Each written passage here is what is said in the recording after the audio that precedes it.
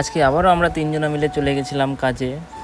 তো দেখতে পাচ্ছ বাড়িটা টুনির চেন দিয়ে কেমন সাজিয়েছে, আর এখানে ডেকোরেশনটাও বেশ ভালোই করেছিল।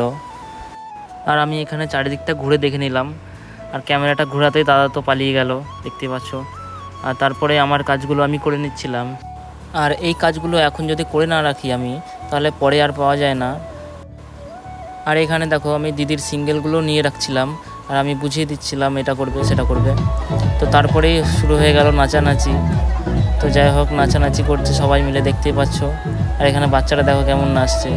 আর এখানে দাদা আর দিদি তো দেখতেই পাচ্ছ, দাদা সামনে দিদি পিছনে, দুজনে একসঙ্গে দারুণ নাচছিল। তো আমরাও খুব এনজয় করছিলাম। আর এই দিদিদের কাজ আমরা বিগত 3 বছর আগে করেছিলাম, আর আজকে আছে অ্যানিভার্সারি। তো যাই হোক, খুব ভালো এনজয় হচ্ছে, আর দিদিরা খুব ভালো ছিল।